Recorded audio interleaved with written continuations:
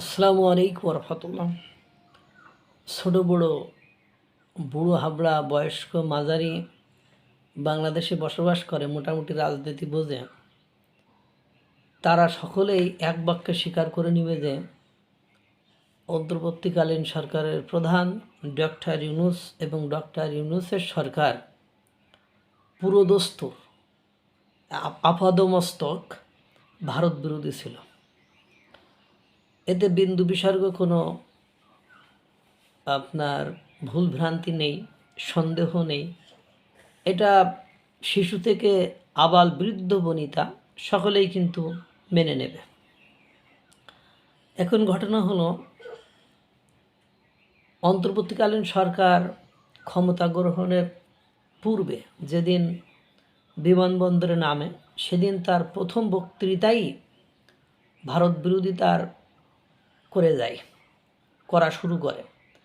এরপরে আপনারা দেখেছেন অ্যাকশান পাল্টা অ্যাকশান, এবং ভারতকে উত্তেজিত রাখতে আপ্রাণ চেষ্টার, সেই চেষ্টার কোনো কমতি এবং ক্ষান্তি ছিল না। কিন্তু আপনারা জানেন যে জুলাই গণঅভ্যুত্থানে স্নাইপার ব্যবহার হয়েছিল।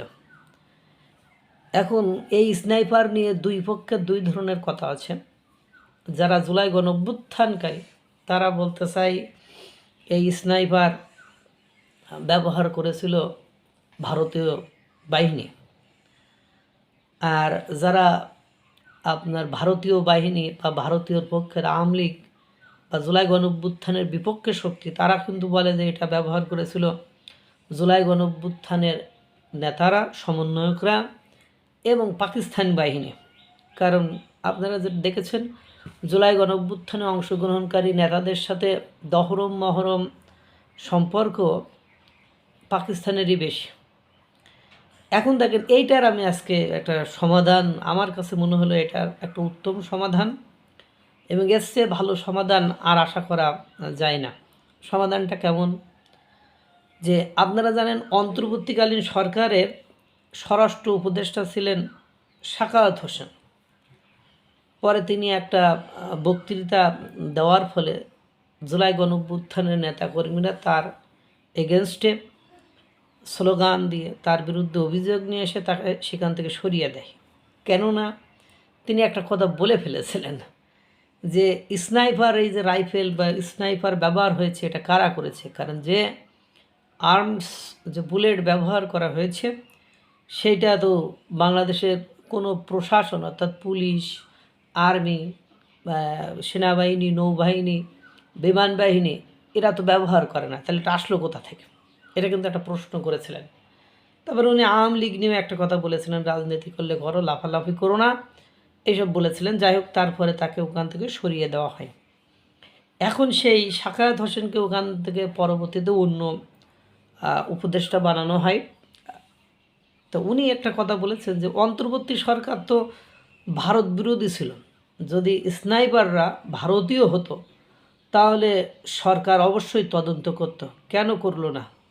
ওরা কি তবে পাকিস্তানি? অ্যান্ড উনি বলছে কিনা আমি জানি না, এটা একটা ফটো কার্ডে প্রতিদিন খবর 24 এখানে আমি বিষয়টা দেখেছি। কিন্তু উনি বলতে পারে, এরকম কথা বলতে পারে।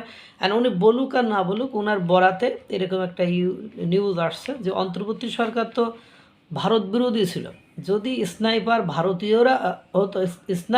ভারতীয়রা হতো তাহলে সরকার অবশ্যই তদন্ত করতো, কেন করলো না? তবে ওরা কি তবে পাকিস্তানি? আর এটা কিন্তু সাখাওয়াত হোসেন, উনি কিন্তু তদন্ত করতে চেয়েছিলেন, আর এই কথা বলার পরপরই কিন্তু ওনাকে ওখান থেকে সরানো হয়েছিল। এটাই কিন্তু কোশ্চেন মার্কস, যে সরকার ভারত বিরোধী, আর সেখানে যদি ন্যূনতম কোনো ভারতের সম্পৃক্ততা থাকতো তাহলে ওরা কিন্তু বসে থাকতো না। ওরা কিন্তু এনিহাও সেটা চেষ্টা করতো, এটা খুঁটিয়ে তদন্ত করে বের করে ভারতের উপর দোষটা চাপাইতে। সুতরাং এটি স্পষ্টভাবে প্রতীয়মান হয় যে আপনার কাজটি ভারত করে নাই, কাজটি আওয়ামী লীগ করে নাই, কাজটি অন্য কোনো পক্ষ করেছে। কালকে দেখলাম যে সেনাবাহিনীর এক অবসরপ্রাপ্ত সেনা, সে বলছে আমরা আওয়ামী লীগ বিরোধী ছিলাম, আওয়ামী লীগ আমাদের শত্রু, তাদের বিরুদ্ধে মাঠে ছিলাম, আমি কী যেন রাইফেল ব্যবহার করেছে, তারপরে সে নাইফ, যে সেনাদের যে ট্রেনিং নাইফ আছে সেটা ব্যবহার করেছে, শুটার, সে একজন শুটার, সেগুলো দিয়ে কথা বলছে। অবশ্য সে আর দেশে নেই, যতটুকু জানা যাচ্ছে সে দেশে নেই। তো এটাই হলো বাস্তবতা, এটাই কিন্তু সত্য যে ভারত নাই, এই স্নাইপাররা হয় জুলাই গণঅভ্যুত্থানকারীর শক্তি, নতুবা পাকিস্তানি। তাছাড়া দেখেন আপনারা, এই স্নাইপার এবং স্নাইপার ব্যবহারকারীরা যদি ভারতীয় এবং পাকিস্তানি হতো, ভারতীয় এবং আওয়ামী লীগের লোকজন হতো, তাহলে কিন্তু যেখানে আওয়ামী লীগের লোকের হত্যা চেষ্টা মামলা দিয়ে বছরের পর বছর দেড়েক কারাগারে রেখেছে, তাদের জামিন পর্যন্ত দেয় নাই, সেখানে যদি এই স্নাইপার এবং এর ব্যবহারকারী আওয়ামী লীগ সম্পৃক্ত লোকজন এবং ভারত হতো, তাহলে সরকার কিন্তু দেশ মাথায় তুলে ফেলতো। This is the reality. এখন এরপরে আপনারা ওই যে সাখাওয়াত হোসেনের একটা সাক্ষাৎকার দেখলাম, উনি বলছেন যে একটা গর্ভবতী অন্তঃসত্ত্বা মহিলা পুলিশ সহ 17 জনকে একটি থানায় জ্বালিয়ে পুড়িয়ে মেরে দেওয়া হয়েছিল। বুঝতেই পারছেন, তো জুলাই গণঅভ্যুত্থানের নেতারাই তো এগুলো করেছে, তাদের সমন্বয়ে এগুলো হয়েছে। তো এখন ভারতকে আপনারা যতই গালিগালাজ করেন না কেন, ভারত কিন্তু তার জায়গায় ঠিক আছে, এবং ভারতের সম্পৃক্ততা থাকলে সেটা অবশ্যই মিডিয়াতে আসতো, সেটা ফলো করে প্রচারিত এবং প্রকাশিত হতো। সুতরাং থিঙ্ক বিফোর ইউ লিভ, ভাবিয়া করিও কাজ, করিয়া ভাবিও না। এখন বিষয়টা এরকম হয়ে গিয়েছে, অনেকটাই পরিষ্কার বিষয়টি। আপনারাও একটু আমার মতো ভাবেন, ভাবলেই বুঝতে পারবেন। আল্লাহ তাআলা সকলকে ভালো রাখুক, সুস্থ রাখুক। আসসালামু আলাইকুম ওয়া রাহমাতুল্লাহ।